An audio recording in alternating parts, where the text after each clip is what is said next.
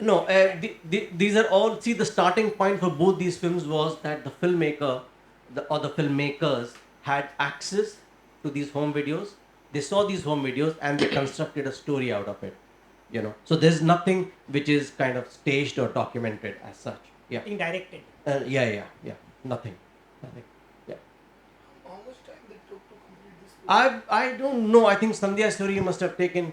I mean, going by the scale of the project, looks like a couple of years just to finish a project like that. Yeah, because her father started documenting um, in late 70s, and I remember talking to Sandhya, and she had access to like 100 hours of home videos shot by her father and the audio diaries. That's the kind of material she was dealing with. You know. I wish they had shown more of the British people, common people. Yeah, maybe. But the other interesting thing is that the way the film ends, I find that very exciting, because it kinds of it's setting the path for future technologies.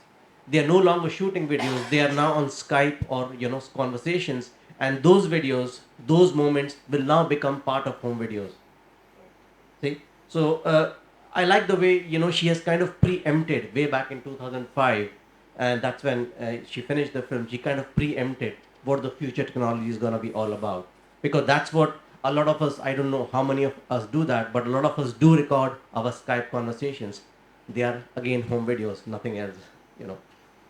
Anyway, anything else? Any observations which you would like to have about this medium? That would be great. I, Yeah, go ahead.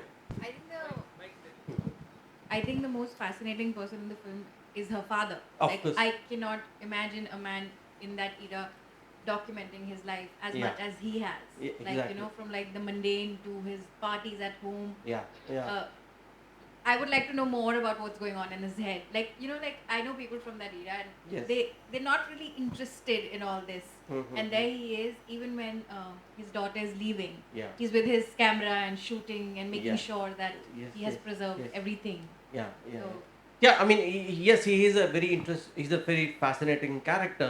Somebody who in 1965 could preempt what family histories would be all about, and he buys a camera both for himself and for his family back in Meerut, and they start documenting and exchanging. Instead of writing letters, they're actually exchanging audio diaries. They're exchanging 8 mm footage. I mean, obviously, I think he's a maverick. He's a maverick. But this genre, as such, home videos, is not so much so popular in India, and that's why the reason for showing these two films. It's a genre which has been done to death in the West, obviously because they've had access to technology. It's also a question of affluence. If you want to kind of look back, and if you dig into films like Tarnation or something called Capturing the Freedmans, these are two films which have really caught the imagination of the world, how these home videos have been used. But in this country it's still very nascent. So what I'm trying to get at is that whatever you shoot back home, your happy moments with your girlfriends, boyfriends, preserve them. Someday they might come in handy. There might be a film out there. Yeah. Anything else?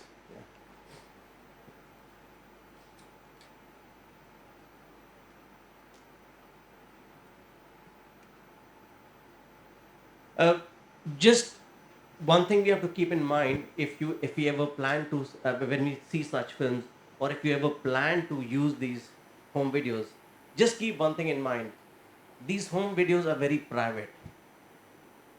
I mean, when I shoot my girlfriend or my wife, it's a very private moment between the two of us. And when I'm shooting that moment, it's some kind of an understanding between the two of us that this is not for public consumption. And if 5 years later I use that footage in a different context, it can be very, very problematic. So that's something which you have to keep in mind about these home videos. They're private moments, they are not meant for public consumption. So how you show them to public, or when you put them in films like this, you have to be very, very careful, because you are invading somebody's privacy.